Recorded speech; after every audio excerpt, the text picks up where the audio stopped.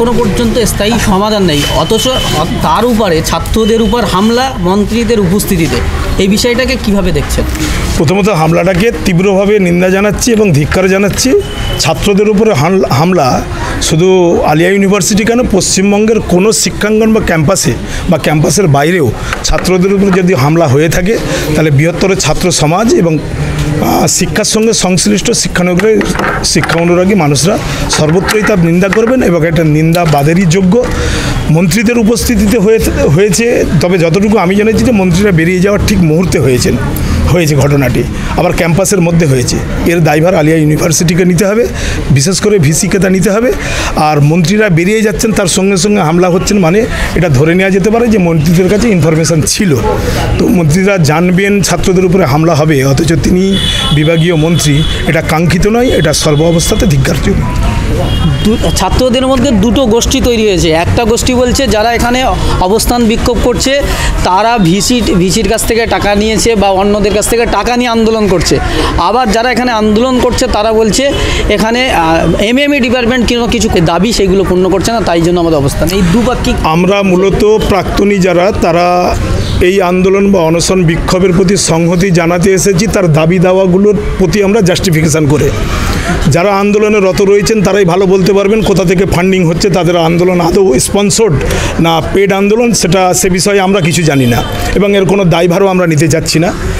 যারা আন্দোলনে রত রয়েছেন এবং যারা আন্দোলনকে লিড করছেন তারা এই প্রশ্নের যথাযথ উত্তর দিতে পারবেন। কিন্তু আমাদের কাছে যেটা জাস্টিফাইড মনে হয়েছে তাদের দাবিগুলো খুব সঙ্গত দাবি। আলিয়ার অচল অবস্থা কাটিয়ে আলিয়াকে সচল করতে হবে, তাকে ফিনান্সিয়াল মুভ করতে দিতে হবে। এটা সম্ভবত পশ্চিমবঙ্গের যদি কোনো প্রান্তিক মানুষকেও, শ্রমিক শ্রেণীর মানুষকেও জিজ্ঞেস করা হয় তিনিও এটাকে সমর্থন করবেন।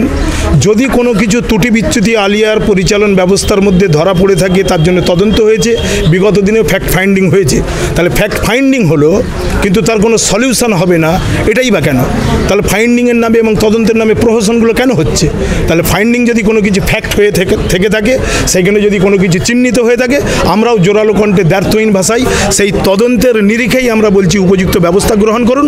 আলিয়াতে যে সমস্ত কালপিটরা বাসা বেঁধেছে সেই কালপিটদেরকে মুক্ত করে আলিয়াকেও মুক্ত করা হোক, এটা আমাদের দাবি। সংখ্যালঘুদের একমাত্র অটোনমাস বিশ্ববিদ্যালয় আলিয়া ইউনিভার্সিটি, সেখানে যেই দুর্দশা জনসমাজে চলে এসছে, তাহলে সংখ্যালঘুদের ব্যর্থতা প্রমাণ হয় না? অবশ্যই সংখ্যালঘুদের ব্যর্থতা প্রমাণ করার জন্যই তো আমরা যেন প্রতিযোগিতায় লিপ্ত হয়ে পড়েছি যে আমাদের ডিপার্টমেন্টের আন্ডারে একটি ইউনিভার্সিটি, পশ্চিমবঙ্গে এত ইউনিভার্সিটি রয়েছে, হাজার হাজার কলেজ রয়েছে পশ্চিমবঙ্গে, কোনো জায়গাতে কোনো কিছু অসুবিধা হচ্ছে না। একটি স্বতন্ত্র ডিপার্টমেন্টের আন্ডারে কেবলমাত্র একটি ইউনিভার্সিটি পরিচালিত হচ্ছে। এটাই তো আমাদের কমিউনিটির জন্য সবথেকে বড় দুর্ভাগ্য যে আমরা প্রমাণ করতে ব্যস্ত নয় যে আমরা পারি, বরং আমরা প্রমাণ করতে ব্যস্ত যে আমরা কি পারি না। এটাই আমাদের সবথেকে বড় দুর্ভাগ্য, লজ্জার এবং লজ্জার। স্যার, এই পরবর্তী পদক্ষেপ আপনারা কি নেবেন? পরবর্তী পদক্ষেপ বলতে যে কোনো মানুষ, পশ্চিমবঙ্গের আপামর শিক্ষিত মানুষ এবং শিক্ষার সঙ্গে সংশ্লিষ্ট মানুষ, তার মানে ধর্ম বর্ণ নির্বিশেষে সমস্ত মানুষ শিক্ষার অচল অবস্থাকে কোনো অবস্থাতেই মেনে নিতে পারে না। সেটা আলিয়া ইউনিভার্সিটি হোক, ক্যালকাটা ইউনিভার্সিটি হোক, বিদ্যাসাগর হোক, যাদবপুর হোক, কিংবা একটা প্রান্তিক কোনো স্কুলেও যদি হয়, একেবারে প্রাইমারি স্কুলেও যদি দেখা যায় যে সেটাকে কেবলমাত্র পরিচালন ব্যবস্থার অযোগ্যতার কারণে শিক্ষা ব্যবস্থাটা বা সেই প্রতিষ্ঠানটা থুকছে এবং সেখানে যে জেনারেশন পড়াশোনার সঙ্গে যুক্ত রয়েছে তারা বঞ্চিত হচ্ছে, তাহলে সব জায়গাতেই আমরা সোচ্চার হব।